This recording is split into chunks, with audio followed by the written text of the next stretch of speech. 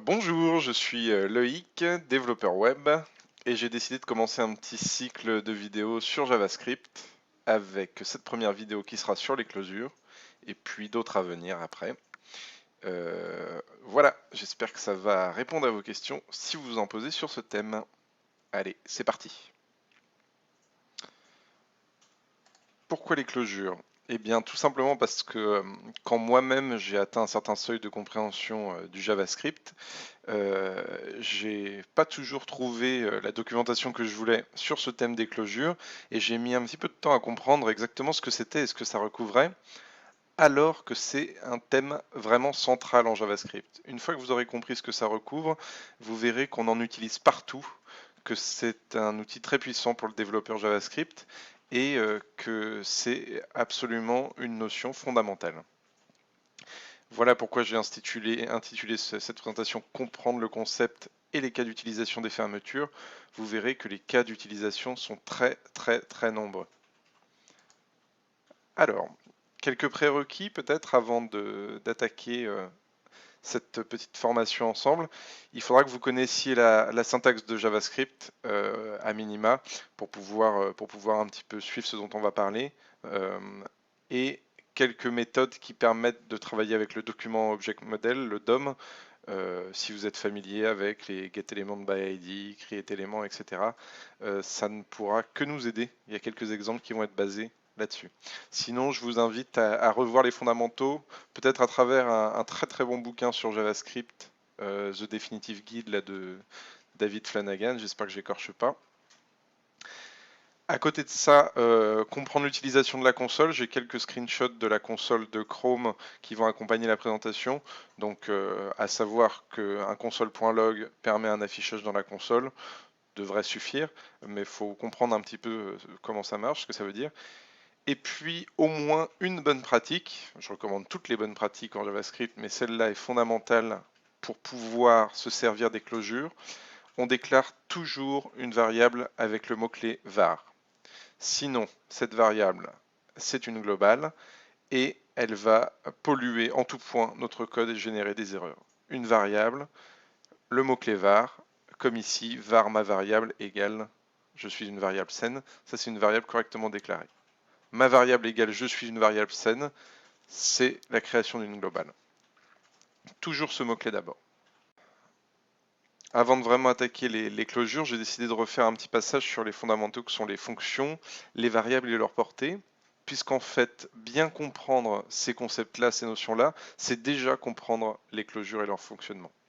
Donc ici, j'ai déclaré une fonction toute simple, setOrigin, qui écrit dans la console, nous venons de la planète donnée en argument, et nous allons sur la planète destination, avec ici le retour de la console au moment de son exécution. Donc c'est une fonction très simple, mais qui peut déjà en dire beaucoup sur la manière dont fonctionne la portée des variables en JavaScript. Pourquoi? Parce qu'on note qu'ici, une variable satellite déclarée à l'intérieur de la fonction setOrigin n'a pour portée que cette fonction. Elle est accessible dans la fonction où elle a été déclarée, mais pas en dehors. Du coup, quand j'essaye de loguer ici le type de satellite hors de la fonction, son type est undefined. Au même titre que planète d'ailleurs, qui est un des paramètres de la fonction setOrigin ici, et qui pourtant est undefined quand on l'utilise hors de la fonction. Par contre, on peut bien utiliser planète à l'intérieur de la fonction. Là, au moment de l'exécution, la Terre est bien retrouvée et utilisée. En fait, en JavaScript, c'est la fonction qui crée la portée des variables. On peut imaginer que tout votre code s'exécute dans une seule et grande fonction générale. Donc ici, du coup, destination devient une sorte de global qui va être utilisable partout, dans toutes les fonctions phi de cette fonction globale. C'est pour ça qu'on peut utiliser ici destination à l'intérieur même de cette origine. Par contre, si je déclarais une fonction peut-être à l'intérieur même de cette origine, ici après le console.log, je pourrais utiliser dans cette fonction satellite, mais toujours pas en dehors de cette origine. En fait, planète et satellite sont locales à cette origine, elles ont leur cycle de vie à l'intérieur de cette origine, elles n'en sortiront pas, elles sont inutilisables à l'extérieur. Normalement, le cycle de vie des variables déclarées ou reçues dans une fonction comme ici s'arrête à la fin de l'exécution de la fonction. Pas besoin de garder en mémoire la valeur de satellite ou de planète à la fin de l'exécution. Voilà pour cette première approche. À savoir que je voulais faire juste un point sur une toute dernière subtilité qui va nous aider pour comprendre la suite. Déjà, il faut bien différencier la déclaration d'une variable de son exécution. Quand on déclare, on retrouve les accolades ici, mais la fonction n'est pas exécutée. La présence de parenthèses signifie l'exécution, avec les paramètres donnés entre parenthèses. Les fonctions en JavaScript, je l'ai évoqué rapidement tout à l'heure, sont des variables comme les autres. Ce qui veut dire qu'elles peuvent se manipuler comme n'importe quelle variable, et donc une fonction peut retourner une fonction. Si vous êtes à l'aise avec ça, vous avez déjà tout compris des closures. Ici, on note qu'on a une fonction, ma fonction, qui retourne une autre fonction qui se charge de loguer un paramètre, le paramètre x. Eh bien, je peux créer une nouvelle fonction en exécutant ma fonction. Du coup, dans nouvelle fonction, il y aura une fonction prête à être exécutée. Celle-ci, que je pourrai utiliser, exécuter, en utilisant les parenthèses et en passant un argument. Ici, si vous avez bien compris le fonctionnement de ce tout petit bout de code, vous imaginez bien que dans la console va être logué Y. Je pourrais utiliser de nouveau une nouvelle fonction avec bonjour, et dans ce cas-là, ça loguerait bonjour dans la console, etc. etc. Du coup, qu'entend-on par closure? Avec ces quelques notions, on va le comprendre très vite. Bon, il y a plusieurs vocables pour closure, fermeture, clôture, closure c'est en anglais.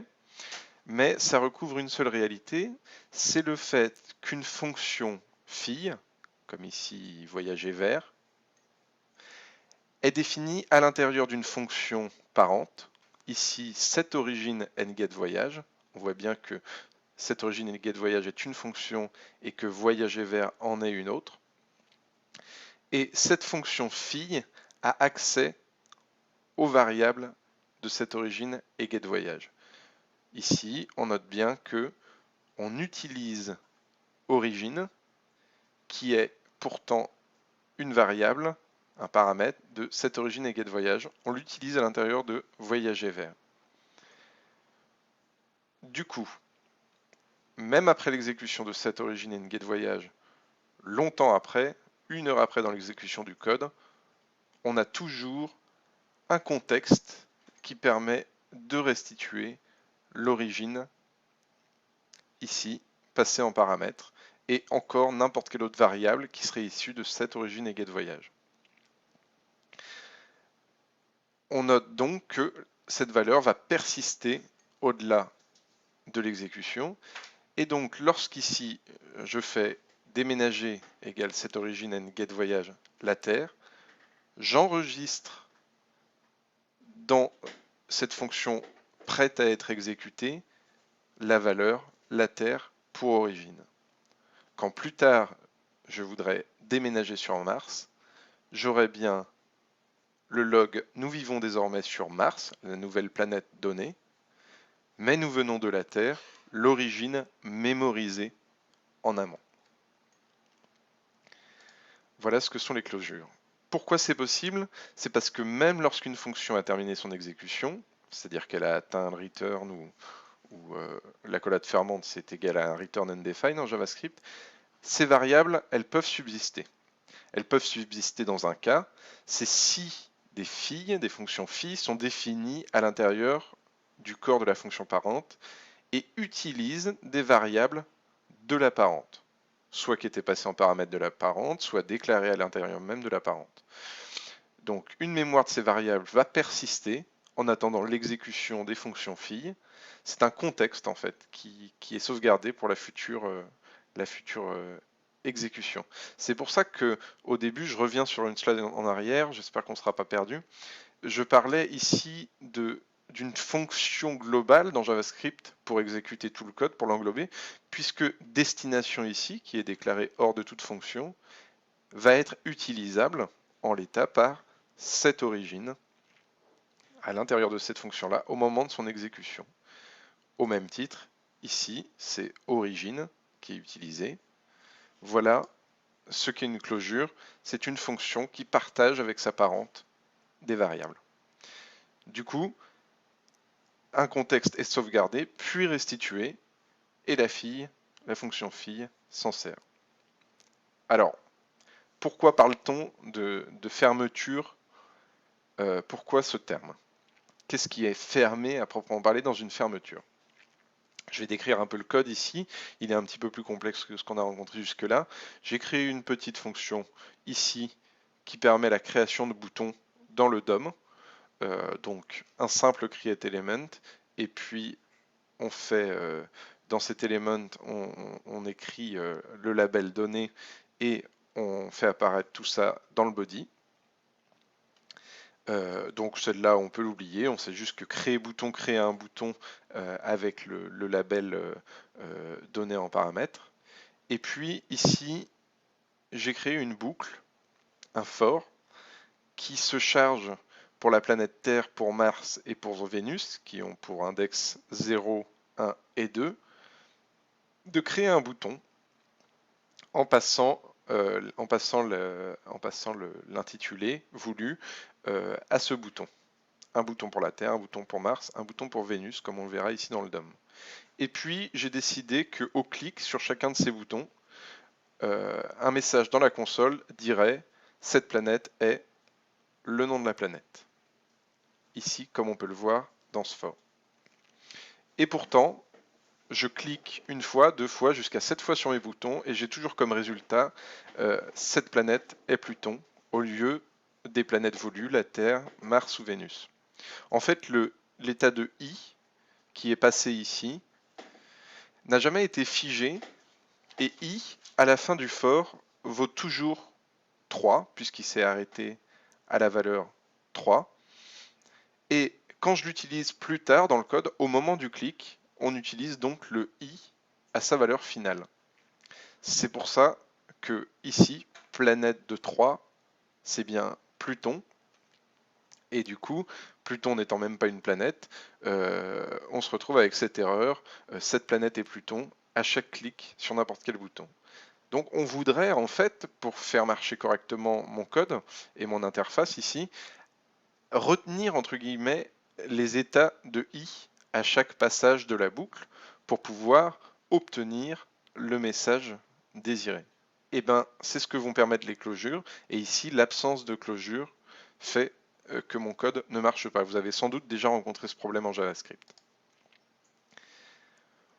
On peut donc, dans ce cas, créer une fermeture, une closure, pour régler le problème, et on va regarder comment tout de suite. J'ai décidé ici, après la déclaration du tableau, de préparer une fonction que je vais appeler mémoriser planète, et qui se charge de retourner une autre fonction qui utilise l'index qui va être donné en paramètre de mémoriser planète. Du coup, qu'est-ce qui se passe ici à chaque passage du for? On fait à peu près la même chose. On fait un bouton avec le label voulu, la Terre, Mars, Vénus. On les retrouve ici. Et puis, je décide de créer une nouvelle fonction qui utilise mémorise planète. Et du coup, je lui passe i. Je lui passe cette valeur de i au passage de la boucle. Qu'est-ce qui se passe? Mémoriser planète retourne une fonction avec i ayant pour valeur 0, puis 1, puis 2, puis 3, et la fonction retournée mémorise la valeur de i au moment où elle a été créée. Du coup, quand j'écris mon onClick, je lui passe cette fonction à exécuter. Rappelez-vous, pour ne pas exécuter tout de suite la fonction au moment de la déclaration du onClick, il ne faut pas que j'ai mes parenthèses ici. Ici, il faut que dans mon onClick, je déclare une fonction qui sera exécutée au moment du clic. Donc du coup, on lui retourne une fonction non exécuté, mais ayant déjà en mémoire i, et qui loguera cette planète et index. Du coup, je vais bien retrouver au moment du clic sur Vénus, puis sur Mars, puis sur la Terre, je vais bien retrouver le comportement voulu, c'est-à-dire le fait de loguer dans la console, cette planète est le nom de la planète. Voilà une manière de mémoriser un état, de créer un contexte d'exécution pour une future fonction qui possède déjà cette variable-là en état mémorisé. Voilà ce qu'est une closure et une première illustration de ce à quoi ça peut servir.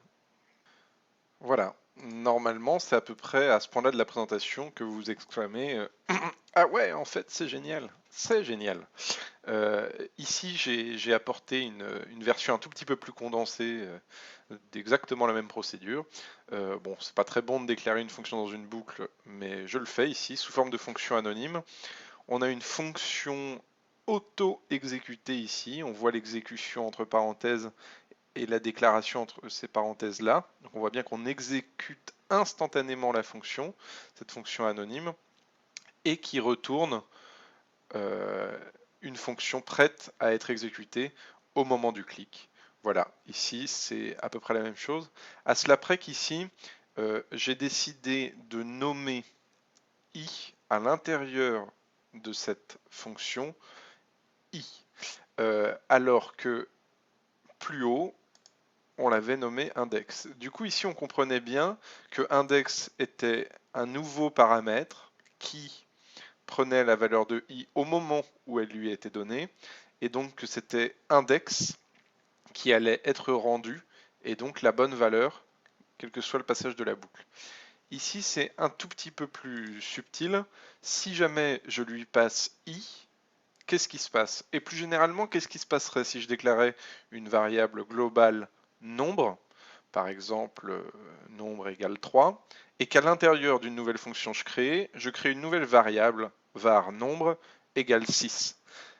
À l'intérieur de cette fonction, comment la fonction pourrait choisir entre le nombre global et le nombre variable? Eh bien, c'est le nombre déclaré à l'intérieur de la nouvelle fonction qui va compter. Donc ici, c'est le i déclaré à l'intérieur de cette fonction qui va compter au moment de l'exécution. Et ainsi, i aura la bonne valeur au moment du clic, la valeur enregistrée par l'exécution de cette fonction anonyme qui retourne ma fonction qui log. Cette planète est planète. Du coup, ça fonctionnera aussi bien que ce qu'on a vu auparavant. Alors, un autre écueil classique dans lequel les closures vont pouvoir nous sortir d'affaire, c'est un set timeout à répétition déclaré dans une boucle. Par exemple ici, je voudrais un compteur qui affiche 1, puis 2, puis 3, puis go to Mars. Malheureusement, le résultat de ce code-là m'affiche 4 fois go to Mars. Pourquoi? J'ai donc créé une boucle for qui va itérer jusqu'à ce que i atteigne la valeur 3. Simplement, tant que i est inférieur à 3 dans la fonction exécutée par le set timeout, je voudrais qu'on log la dite valeur plus 1, donc pour que ça fasse bien 1, 2, 3, suivi de goToMars, et puis voilà, quand cette valeur atteint 3, goToMars. Mais, comme cette fonction ici utilise la valeur de i courante, la valeur de i mémorisée par le contexte global, eh bien i est toujours égal à 3 au moment de l'exécution du set timeout, puisque le principe du set timeout, c'est de ne s'exécuter qu'au bout d'une seconde, ou 2 secondes, ou 3 secondes ici. C'est d'ailleurs ce que je fais avec mes millisecondes, je donne un délai d'exécution pour ce set timeout. Et donc, eh ben, dans 3 secondes, la valeur de i, ce sera celle après l'exécution de la boucle for, donc ce sera 3. Voilà, dans ma console, un i dans ce contexte global qui vaut toujours 3 et donc 4 fois le log de goToMars. Pour éviter ce problème, pour être sûr de mémoriser dans ma boucle for une valeur de i au moment du passage de la boucle, eh bien, je crée une fonction qui en retourne une autre et qui a enregistrer, mémoriser la fameuse valeur du compteur. Et bien, du coup, je fais mon for. Bon, je l'ai intitulé un tout petit peu différemment, mais il fait exactement la même chose. Et puis, je passe à cette timeout cette fonction exécutée avec la valeur de i, qui sera retenue sous le nom de compteur, et qui est elle-même une fonction prête à être exécutée au moment où le timeout termine son délai, et où la valeur de compteur sera la bonne, et on pourra assister donc à ce petit timer dans la console, 1, puis 2, puis 3, puis à la 4e seconde, un décollage vers Mars. Voilà une autre illustration de l'utilisation des closures. Très simple, très utile. On mémorise un contexte pour une exécution future. Du coup, je pense qu'il est temps de parler plus globalement du contexte d'exécution des fonctions. Vous me voyez peut-être utiliser ce terme de contexte depuis le début de la présentation sans vraiment l'expliciter. En fait, il y a vraiment à chaque exécution d'une fonction un contexte qui est mémorisé par le moteur de JavaScript dans votre navigateur. C'est aussi vrai en Node. Et ce contexte d'exécution a une manière de fonctionner bien particulière que je vais essayer de décrire ici. Alors, c'est très abstrait, chaque navigateur l'implémente à sa manière, et en plus ici, j'ai décidé de simplifier et d'utiliser un hommage très personnel, une manière très personnelle de le comprendre et de le transmettre. Donc, prenez des pincettes avec ce descriptif, mais il résume un petit peu ce qui se passe. Alors, pour commencer, j'ai créé ici un petit bout de code qui va nous intéresser. Donc, vous vous rappelez, je parlais d'une fonction globale qui exécuterait tout le code à propos de la portée des variables. Donc, dans cette fonction globale qui exécuterait tout le code dans mon navigateur, j'ai déclaré une première variable qui sera donc une globale et qui est Neptune, ma planète 5. Puis, à l'intérieur de Play with Planet, j'ai une fonction auto-exécutée, c'était simplement pour créer un nouveau contexte. Dans ce nouveau contexte qui vient sous le contexte global, il va y avoir Planète 4 et la fonction logPlanet. Planète 4 vaut Pluton, et la fonction logPlanet, on peut lui donner deux arguments, Planète 2 et Planète 3. Et puis, à l'intérieur, on déclare Planète 1, et enfin, je log l'intégralité de ces planètes lors de l'exécution de la fonction logPlanet, plus une planète 6 venue de nulle part. Je vais loguer son type juste pour voir ce qui se passe. Qu'est-ce qui se passe lorsque un tel code est rencontré par JavaScript au moment de l'exécution de logPlanet? Eh bien, un contexte d'exécution est créé pour logPlanet. À l'intérieur de ce contexte d'exécution, on va retrouver le parsing de toutes les variables qui ont été découvertes, enfin le résultat du parsing qu'a fait le moteur de la fonction logPlanet. Il a repéré que dans le code, il y avait planète 1, 2, 3, 4, 5 et 6 qui apparaissaient, et donc il se dit, il va falloir que je prévoie un peu de mémoire pour ces 6 variables. Une autre phase sera l'activation de ces variables au moment de l'exécution de la fonction. Eh bien, l'activation de ces variables va répartir un petit peu les rôles. On trouve planète 1 en local, donc on va se servir prioritairement de cette planète 1. Dans les arguments, on va trouver planète 2 et 3. On se servira donc de ces arguments pour provisionner ces variables. Et puis, on va rechercher dans le contexte d'exécution des fonctions des échelons supérieurs s'il n'y aurait pas planète 4, planète 5 et planète 6. Comme on trouve planète 4 à un échelon supérieur, on va pouvoir l'utiliser avec cette valeur, Pluton, à l'intérieur de logPlanet.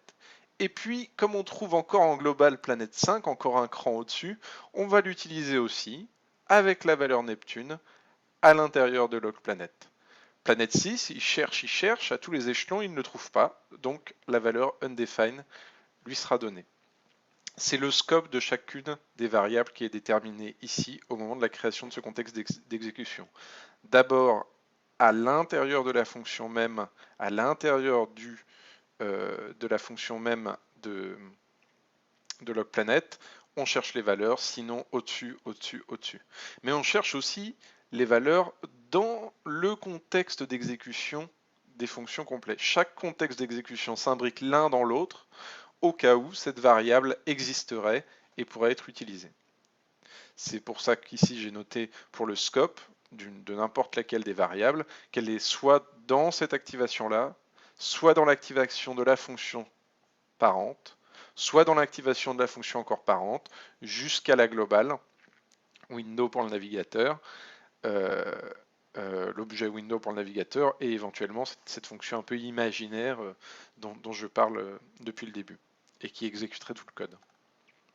Donc les valeurs finales pour planète 1, undefined en attendant l'assignation Terre, undefined au démarrage de la fonction, hein, si je mettais un console.log de planète 1 ici, il ne la trouverait pas, donc elle est à undefined, mais elle sera provisionnée par la Terre très rapidement au moment de l'exécution de la fonction.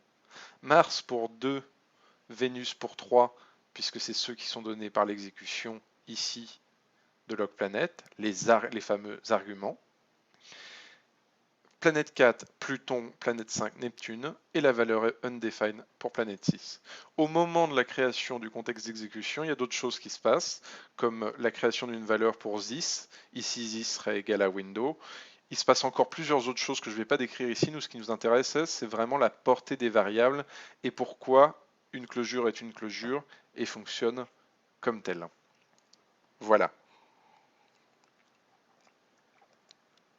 Je rappelle qu'ici, c'est vraiment une manière d'expliquer, c'est plus complexe ce qui se passe dans un navigateur et c'est pas exactement ce nommage-là qui est utilisé par le navigateur.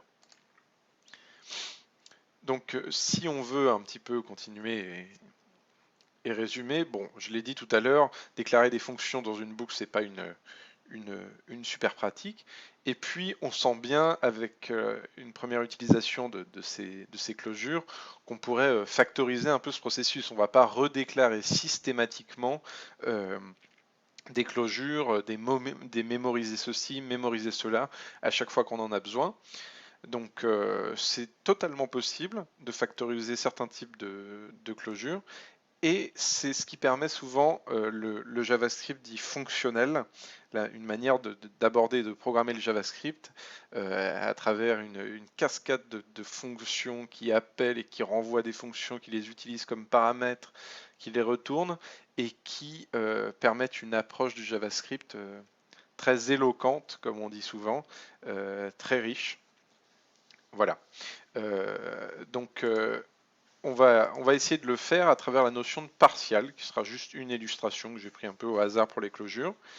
Et on va essayer de créer ces fameuses partiales. Donc la partiale, c'est souvent une notion de JavaScript fonctionnel qui désigne, comment dire, une fonction qui aurait été en partie exécutée, l'application d'une fonction partielle, et dont on exécutera la suite seulement plus tard. Voilà, on va attaquer donc les partials. Du coup, on a dit qu'on attaquait les partials, donc je reviens un petit peu sur ce que j'ai dit dès le début de cette présentation. Les fonctions sont vraiment des variables qui se manipulent comme les autres en JavaScript. On peut les retourner, comme on le fait depuis le début de cette présentation, mais on peut aussi les passer en argument d'une autre fonction. On parle souvent de fonction de lambda, c'est à la base de la programmation fonctionnelle, le fait de pouvoir faire ça. Et ici, c'est ce qu'on va utiliser pour pouvoir faire des partiels. Donc, qu'est-ce qui se passe avec cette fonction partielle? On enregistre une fonction comme paramètre qui ne sera exécutée qu'au moment de l'exécution de ce qui a été retourné par fonction partielle, donc plus tard, avec un argument qui lui-même est enregistré et qui sera donné à la fonction au moment de l'exécution. Ici, pour partir sur Mars, je lui donne comme premier argument cette fonction anonyme qui fait simplement un log dans la console de nous partons sur planète et l'argument à venir qui aura la valeur de planète. Eh bien, lorsque j'exécute partir sur Mars beaucoup plus tard dans mon code, ou juste après, peu importe, eh bien, comme la fonction et l'argument ont été enregistrés, ils vont pouvoir s'exécuter simplement avec toutes ces valeurs mémorisées. Voilà une fonction partiellement appliquée, avec une utilité limitée dans le sens où on ne peut lui passer qu'un seul argument, mais c'est déjà une première astuce, une première approche pour les partiels. Pour aller plus loin, il va falloir peut-être défricher quelques notions de JavaScript un tout petit peu plus avancées. Je ne sais pas si vous connaissez apply, qui permet d'exécuter une fonction en lui passant un tableau de paramètres. Ici, j'essaye de l'illustrer pour bien voir comment ça fonctionne. Et en utilisant apply, on va voir qu'on va pouvoir aller plus loin dans l'utilisation et la création de partiels. Alors, ici, j'ai créé une fonction qui s'appelle rappel origine, qui prend en paramètre une origine et une planète actuelle. Et lorsque je l'exécute normalement ici, on va dire, avec la Terre et Mars, eh bien, j'ai ce log dans ma console, nous vivons sur Mars, mais notre planète d'origine est la Terre. On peut faire exactement la même chose avec apply. On utilise la méthode apply de la fonction rappel origine. Ici, ce nul, c'est une valeur de this, mais ça ne nous intéresse pas dans notre cas, on peut passer nul, puisque nous, les seuls arguments qui nous intéressent sont la Terre et Pluton ici, j'aurais pu mettre Mars, j'aurais pu mettre n'importe quelle autre planète, et on voit qu'il se passe exactement la même chose que lors d'une exécution classique. Nous vivons sur Pluton, mais notre planète d'origine est la Terre. Donc la planète actuelle, c'est bien la Terre. Non, l'origine, c'est bien la Terre, pardon, et la planète actuelle, c'est bien Pluton. Voilà une manière d'exécuter une fonction un peu particulière et très utile avec apply. Une deuxième chose à connaître en JavaScript, et je l'ai un peu abordé en parlant du contexte d'exécution, c'est l'utilisation du mot-clé argument. Argument est réservé en JavaScript parce que dans n'importe quelle fonction, on peut utiliser argument. Et argument comprend l'ensemble des variables passées en paramètres à une fonction. Par exemple, ici, lorsque je passe P1, P2 et P3, c'est-à-dire Uranus, Jupiter et Saturne, à ma fonction anonyme exécutée ici, argument vaut justement en position 0 Uranus, en position 1 Jupiter, en position 2 Saturne. C'est une sorte de tableau, pas vraiment un tableau, donc il va falloir le convertir en tableau, c'est une sorte de tableau des paramètres de la fonction. Alors justement, j'ai décidé de créer une fonction ici que j'ai appelée log argument et qui se charge de mettre dans un tableau les arguments d'une fonction et de les imprimer à l'écran en les joignant séparés d'une virgule. C'est exactement ce qui se passe ici. Et ce tableau, cette fonction mettre argument dans un tableau ne fait qu'une chose, elle prend les arguments qui lui sont donnés ici et elle les transforme en un nouveau tableau dans lequel elle les pousse un par un et elle retourne ce tableau. Voilà ce qui se passe lorsque j'exécute ici cette fonction anonyme.